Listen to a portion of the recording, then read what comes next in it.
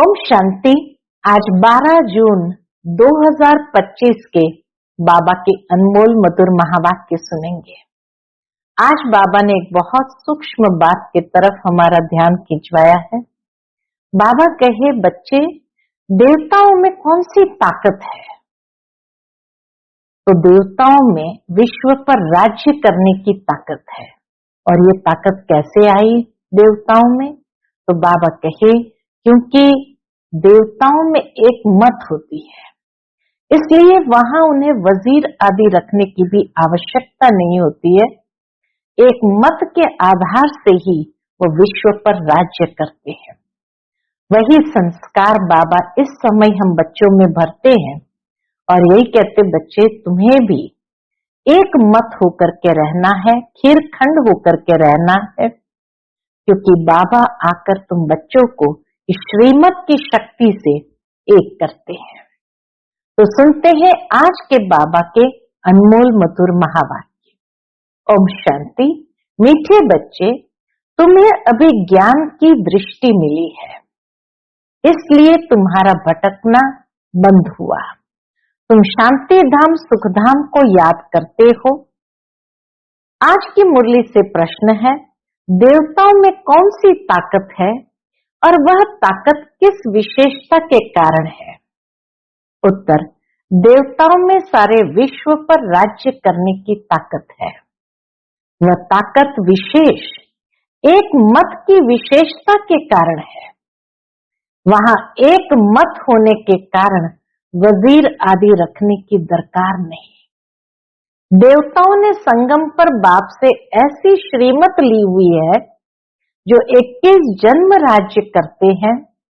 वहां एक राजा की एक दैवी फैमिली होती, दूसरी मत होती ही नहीं। आज की मुरली से पहले गीत बजा है, नैनहीन को राह दिखाओ प्रभु जी। ओम शांति। बच्चों को नैन मिले हैं, पहले नैन नहीं थे। कौन से नैन? ज्ञान के नैन नहीं थे। अभी बाबा ने आकर हम बच्चों का ज्ञान के दिव्य चक्षु खोले हैं, तीसरा नेत्र खोला है, तो हर बात यथार्थ समझ में आती है। अज्ञान के नैन तो थे। बच्चे जानते हैं, ज्ञान सागर एक ही बाप है और कोई में ये रूहानी ज्ञान है नहीं। जिस ज्ञान से सदगति हो, अर्थात शांति धाम सुख धाम में जाना हो। अभी तुम बच्चों को दृष्टि मिली है, कैसे सुखधाम बदलकर फिर माया का राज्य व दुखधाम बनता है। पुकारने लगते हैं कि नैनहीन को राह बताओ। भक्ति मार्ग के यज्ञ दान पुण्य आदि से कोई राह नहीं मिलती है शांति धाम सुख धाम जाने की। हर एक को अपना पाठ बजाना ही है। बाप कहते, मुझे भी पाठ मिला हुआ है। भक्ति मार्ग में पुकारते हैं, मुक्ति जीवन मुक्ति की राह बताओ। उसके लिए कितने यज्ञ तप दान पुण्य आदि करते हैं, कितना भटकते हैं। शांति धाम सुख धाम में भटकना होता ही नहीं, यह भी तुम जानते हो। वह तो सिर्फ शास्त्रों की पढ़ाई और जिस्मानी पढ़ाई को ही जानते हैं, इस रूहानी बाप को तो बिल्कुल जानते ही नहीं। रूहानी बाप ज्ञान तब आकर देते हैं जबकि सर्व की सदगति होती है, पुरानी दुनिया बदलनी होती है, मनुष्य से देवता बनते हैं, फिर सारी सृष्टि पर एक ही राज्य होता है देवी देवताओं का, जिसको ही स्वर्ग कहते हैं। यह भी भारतवासी जानते हैं। आदि सनातन देवी देवता धर्म भारत में ही था। उस समय कोई और धर्म नहीं था। तुम बच्चों के लिए अभी है संगम युग, बाकी सब है कलयुग में। तुम पुरुषोत्तम संगम युग पर बैठे हो। जो जो बाप को याद करते हैं, बाप की श्रीमत पर चलते हैं, वह संगम युग पर है, बाकी कलयुग में है। अभी कोई सॉवरेनिटी किंगडम तो है नहीं, अनेक मतों से राज्य चलता है। सतयुग में तो एक महाराजा की मत चलती है, वजीर नहीं होते, इतनी ताकत रहती है। फिर जब पतित बनते हैं तो वजीर आदि रखते हैं, क्योंकि वह ताकत नहीं रहती, राज्य चलाने की ताकत नहीं रहती। अभी तो है ही प्रजा का राज्य।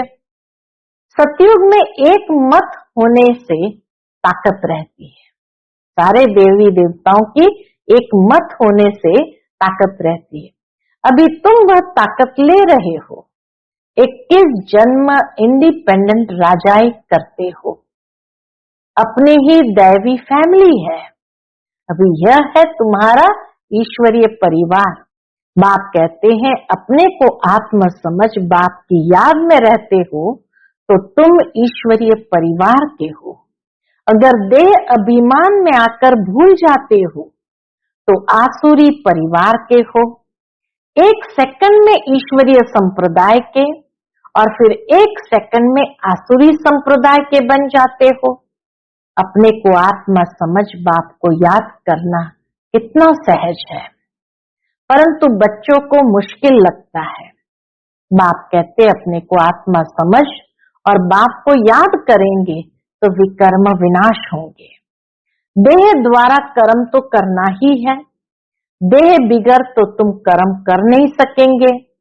कोशिश करनी है, इस बात की कोशिश करनी है काम काज करते भी हम बाप को याद करें, परंतु यहाँ तो बिगड़ काम भी याद नहीं कर सकते हैं, भूल जाते हैं। यही मेहनत है। भक्ति में ऐसे कोई थोड़ी कहा जाता कि सारा दिन भक्ति करो, उसमें टाइम होता है सवेरे, शाम को व रात को। हाँ, भक्ति मार्ग में भी टाइम फिक्स किया होता है, सवेरे शाम व रात को। फिर मंत्र आदि जो मिलते हैं वो बुद्धि में रखते हैं। अनेक शास्त्र है भक्ति मार्ग में, मनुष्य को समय फिक्स है भक्ति करने का। फिर जो मंत्र मिला होता है वो बुद्धि में रहता है। अनेक शास्त्र है, वह भक्ति मार्ग में पढ़ते हैं। तुमको तो कोई पुस्तक आदि नहीं पढ़ना है, न बनाना है। ये मुरली छपाते भी है, इसलिए बाबा कहे ये मुरली छपाते भी है रिफ्रेश होने के लिए, बाकी कोई भी किताब आदि नहीं रहेगी, ये सब खत्म हो जानी है। ज्ञान तो है ही एक बाप में। अभी देखो ज्ञान विज्ञान भवन नाम रखा है, जैसे कि वहां योग और ज्ञान सिखाया जाता है। बिगर अर्थ ऐसे ऐसे नाम रख देते हैं, कुछ भी पता नहीं है कि ज्ञान क्या है, विज्ञान क्या है। अभी तुम ज्ञान और विज्ञान को जानते हो। योग से होती है हेल्थ, योग से होती है हेल्थ, जिसको विज्ञान कहा जाता है, और यह है ज्ञान, जिसमें वर्ल्ड की हिस्ट्री ज्योग्राफी समझाई जाती है। वर्ल्ड की हिस्ट्री ज्योग्राफी कैसे रिपीट होती है वह जानना है, परंतु वो पढ़ाई है हद की। वहां तो तुमको बेहद की हिस्ट्री ज्योग्राफी बुद्धि में है। हम कैसे राज्य लेते हैं, कितना समय और कब राज्य करते थे, कैसे राजधानी मिली थी, यह बातें और कोई की बुद्धि में नहीं आती। बाप ही नॉलेजफुल है। ये सृष्टि का चक्र कैसे फिरता है बाप ही समझाते हैं। बने बनाए ड्रामा को न जानने कारण मनुष्य कह देते हैं फलाना निर्वाण गया या ज्योति ज्योत समाया। तुम जानते हो सभी मनुष्य मात्र इस सृष्टि चक्र में आते हैं, इससे कोई एक भी छूट नहीं सकता। बाप समझाते हैं मनुष्य की आत्मा एक शरीर छोड़ दूसरा लेती है। कितना बड़ा ड्रामा है, सब में आत्मा है, उस आत्मा में अविनाशी पार्ट भरा हुआ है। इनको कहा जाता है बनी बनाई बन रही, अब कुछ बननी नहीं। अब ड्रामा कहते हैं तो जरूर उनका टाइम भी चाहिए। बाप समझाते हैं ये ड्रामा 5000 वर्ष का है। भक्ति मार्ग के शास्त्रों में लिख दिया है ड्रामा लाखों वर्ष का है। भक्ति मार्ग के शास्त्रों में लिख दिया है कि ड्रामा है ही लाखों वर्ष का। इस समय ही जबकि बाप ने आकर सहज राजयोग सिखाया था, इस समय के लिए ही गायन है कि कौरव घोर अंधियारे में थे और पांडव रोशनी में थे। वो लोग समझते हैं कलयुग में तो अर्जुन 40,000 वर्ष है, उन्हों को ये पता ही नहीं पड़ता कि भगवान आया है। इस पुरानी दुनिया का मौत सामने खड़ा है। सब अज्ञान नींद में सोए पड़े हैं। जब लड़ाई देखते हैं तो कहते हैं ये तो महाभारत लड़ाई की निशानी है, यह रिहर्सल होती रहेगी, फिर चलते चलते बंद हो जाएगी। तुम जानते हो अभी हमारी पूरी स्थापना हुई थोड़ी है। गीता में ये थोड़ी है कि बाप ने सहज राजयोग सिखलाए यहाँ ही राजाई स्थापन की। गीता में तो प्रलय दिखाते हैं और सब मर गए, बाकी 5 पांडव बचे। वह भी वो 5 पांडवों का भी क्या हुआ? बाबा के वह भी पहाड़ों में जाकर गल मरे। यही दिखा दिया कि 5 पांडव बचे, बाकी सब मर गए और उनका भी क्या हुआ? वह भी पहाड़ों पर जाकर गल मरे। राजयोग से क्या हुआ? कुछ भी पता नहीं है। बाप हर एक बात समझाते रहते हैं, वह है हद की बात, हद की रचना, हद के ब्रह्मा रचते हैं, पालना भी करते हैं, बाकी प्रलय नहीं करते। स्त्री को एडॉप्ट करते हैं, बाप भी आकर एडॉप्ट करते हैं, कहते हैं मैं इनमें प्रवेश कर बच्चों को नॉलेज सुनाता हूँ, इन द्वारा बच्चों को रचता हूँ। बाप भी है, फैमिली भी है। यह बातें बड़ी गुह्य है, बहुत गंभीर बातें हैं, मुश्किल कोई की बुद्धि में बैठती है। अब बाप कहते हैं पहले पहले तो अपने को आत्मा समझो। आत्मा ही एक शरीर छोड़ दूसरा लेती है। शरीर पर ही भिन्न भिन्न नाम पड़ते हैं, नाम रूप फीचर सब भिन्न भिन्न है। एक के फीचर्स दूसरे से न मिले। हर एक आत्मा के जन्म जन्मांतर के अपने फीचर्स है, अपनी एक्ट ड्रामा में नूंदी हुई है, इसलिए इनको बना बनाया ड्रामा कहा जाता है।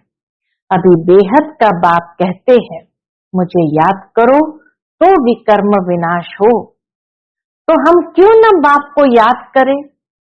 यही मेहनत की बात है। तुम बच्चे जब याद की यात्रा में बैठते हो तो माया के तूफान आते हैं, युद्ध चलता है, उससे घबराना नहीं है। माया घड़ी घड़ी याद को तोड़ेगी, संकल्प विकल्प ऐसे ऐसे आएंगे जो एकदम माथा खराब कर देंगे। तुम मेहनत करो। बाप ने समझाया है इन लक्ष्मी नारायण की कर्मेंद्रियां वश कैसे हुई। यह संपूर्ण निर्विकारी थे। यह शिक्षा इन्हों को कहां से मिली? अभी तुम बच्चों को यह बनने की शिक्षा मिल रही है। फिर से लक्ष्मी नारायण बनने की शिक्षा मिल रही है। इनमें कोई विकार नहीं होता। वहां रावण राज्य ही नहीं, पीछे रावण राज्य होता है। रावण क्या चीज है ये कोई भी नहीं जानते। ड्रामा अनुसार यह भी नूंद है। ड्रामा के आदि मध्य अंत को नहीं जानते हैं, इसलिए ही नेति नेति करते आए हैं। बाबा कहे ड्रामा के आदि मध्य अंत को कोई नहीं जानते, इसलिए नेति नेति करते आए हैं। अभी तुम स्वर्गवासी बनने के लिए पुरुषार्थ कर रहे हो। ये लक्ष्मी नारायण स्वर्ग के मालिक है ना, इन्हों के आगे माथा टेकने वाले तमो प्रधान कनिष्ठ पुरुष है। बाप कहते पहले पहले तो एक बात पक्की कर लो। कौन सी एक बात पक्की करनी है? अपने को आत्मा समझ बाप को याद करो, इसमें ही मेहनत है। जैसे 8 घंटे सरकारी नौकरी होती है ना, अभी तुम बेहद की सरकार के मददगार हो। बाबा ने आज नया स्वमान हमें दे दिया कि तुम बेहद की सरकार के मददगार हो। तो क्या करना पड़ेगा? जैसे उस गवर्नमेंट में 8 घंटे की नौकरी होती है, तो बाबा के तुम बेहद के सरकार के मददगार हो। तुमको कम से कम 8 घंटा पुरुषार्थ कर याद में रहना है। यह अवस्था तुम्हारी ऐसी पक्की हो जाएगी जो कोई की भी याद नहीं आएगी। 8 घंटे का अगर पुरुषार्थ होगा तो फिर ऐसी पक्की अवस्था हो जाएगी जो कोई की भी याद नहीं आएगी। बाप की याद में ही शरीर छोड़ेंगे, फिर वही विजयी माला के दाने बनेंगे। एक राजा की प्रजा कितनी ढेर होती है, यहाँ भी प्रजा बननी है। तुम विजयी माला के दाने पूजन लायक बनेंगे। 16,108 की माला भी होती है, एक बड़े बॉक्स में पड़ी रहती है। 16,108 की माला साकार बाबा की देखी हुई कि बड़े बॉक्स में पड़ी रहती है। 8 की माला है, 108 की भी है, अंत में फिर 16,108 की भी बनती है।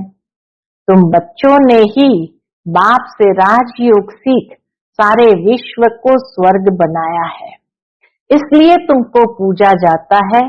तुम ही पूज्य थे, फिर पुजारी बने हो। यह दादा कहते हैं, हमने खुद माला फेरी है। 16,108 वाली माला बाबा ने खुद फेरी है। लक्ष्मी नारायण के मंदिर में यूं तो रुद्र माला होनी चाहिए। तुम पहले रुद्र माला फिर रुंड माला बनते हो। पहले नंबर में है रुद्र माला, जिसमें शिव भी है।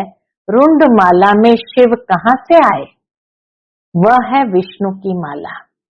इन बातों को भी कोई समझते थोड़ी है।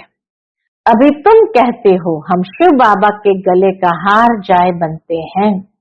ब्राह्मणों की माला नहीं बन सकती, ब्राह्मणों की माला नहीं बन सकती, ब्राह्मणों की माला होती नहीं।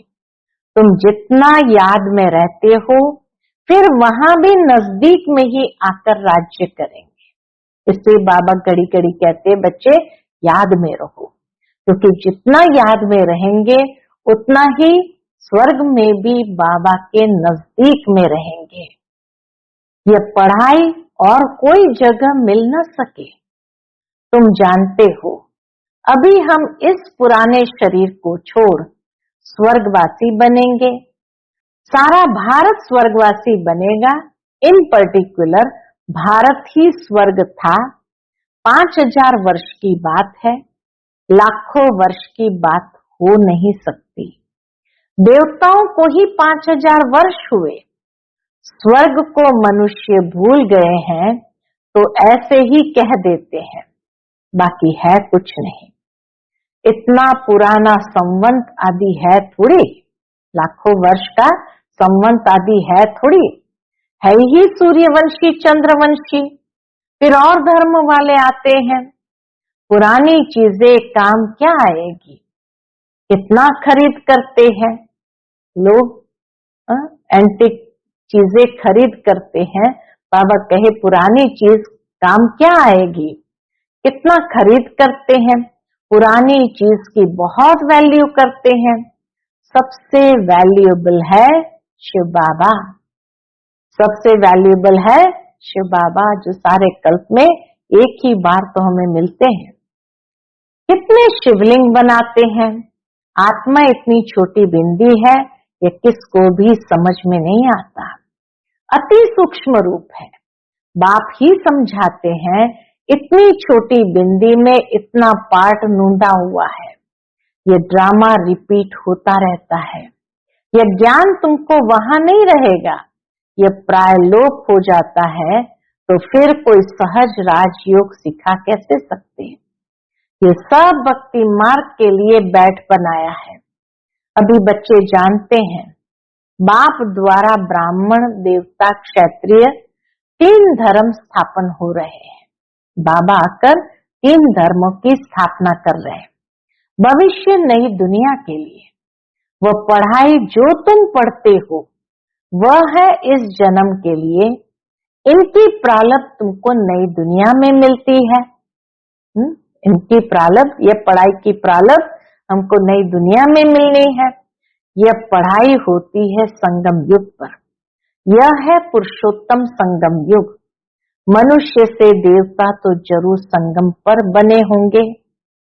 बाप बच्चों को सब राज समझाते हैं।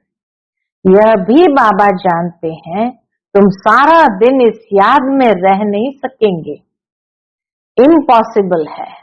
इसलिए चार्ट रखो, देखो हम कहाँ तक याद में रह सकते हैं। देह का अभिमान होगा तो याद कैसे रह सकेगी। पापों का बोझा सिर पर बहुत है, इसलिए बाबा कहते हैं याद में रहो। त्रिमूर्ति का चित्र पॉकेट में डाल दो, परंतु तुम घड़ी घड़ी भूल जाते हो। अलफ को याद करने से बे आदि सब याद आ जाता है। बैज तो सदा लगा रहे।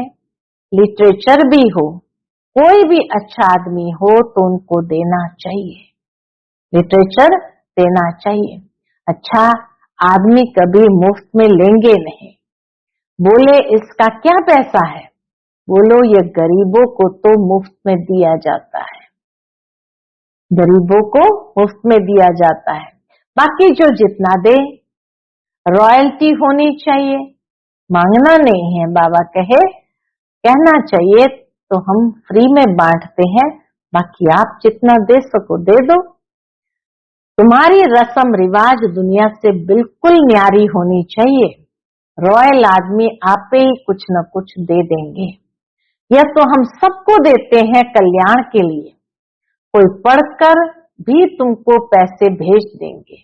बाबा कहे कोई पढ़कर भी तुमको पैसे भेज देंगे। खर्चा तो तुम करते हो ना। बोलो हम अपना तन मन धन भारत की सेवा में खर्च करते हैं, तो इसीलिए जो समझदार होंगे वो भेज देंगे। अच्छा मीठे मीठे सिकिलते बच्चों प्रति माता पिता बाप दादा का याद प्यार और गुड मॉर्निंग। रूहानी बाप की रूहानी बच्चों को नमस्ते। हम सब रूहानी बच्चों की रूहानी माता पिता बाप दादा को याद प्यार गुड मॉर्निंग और नमस्ते नमस्ते। शुक्रिया बाबा, शुक्रिया। आज की मुरली से धारणा के लिए मुख्य सार है। पहली पॉइंट, इस बेहद की सरकार को मदद करने के लिए कम से कम 8 घंटा याद में रहने का पुरुषार्थ करना है। याद में जो माया विघ्न डालती है उससे घबराना नहीं है। दूसरी पॉइंट, इस पुरुषोत्तम संगम युग पर ईश्वरीय संप्रदाय का बन ईश्वर की मत पर चलना है। कर्म करते भी एक बाप की याद में रहने का अभ्यास करना है।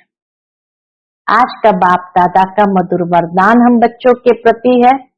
अंतर्मुखता की गुफा में रहने वाले देह से न्यारे देही भव। अंतर्मुखता की गुफा में रहने वाले देह से न्यारे देही भव। जो पांडवों की गुफाएं दिखाते हैं वह यही अंतर्मुखता की गुफाएं हैं। जितना देह से न्यारे देही रूप में स्थित होने की गुफा में रहते हो उतना दुनिया के वातावरण से परे हो जाते हो।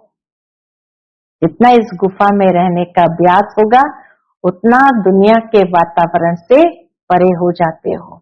वातावरण के प्रभाव में नहीं आते। जैसे गुफा के अंदर रहने से बाहर के वातावरण से परे हो जाते हैं, ऐसे ये अंतर्मुखता की गुफा भी सबसे न्यारा और बाप का प्यारा बना देती है। और जो बाप का प्यारा है वह स्वतः सबसे न्यारा हो जाता है। आज का स्लोगन है, साधना बीज है और साधन उसका विस्तार है। विस्तार में साधना को छिपा नहीं देना। साधना बीज है और साधन उसका विस्तार है। विस्तार में साधना को छिपा नहीं देना। आज का अव्यक्त इशारा, आत्मिक स्थिति में रहने का अभ्यास करो, अंतर्मुखी बनो। उसके अंतर्गत अंतर्मुखी के निशाने सदा सागर के तले में खोए हुए गंभीर मूरत चेहरे द्वारा आत्मिक स्थिति के चिन्ह दिखाई देंगे। एक और मनन चिंतन करने वाला चेहरा और फिर रमणीक अर्थात मुस्कुराता हुआ चेहरा, दोनों ही लक्षण सूरत से प्रत्यक्ष होंगे। अंतर्मुखी सदा हर्षित मुख दिखाई देंगे क्योंकि माया का सामना करना समाप्त हो जाएगा। अंतर्मुखी जो है उसके सामने माया आती नहीं, तो हर्षित मुख दिखाई देंगे। अच्छा, ओम शांति।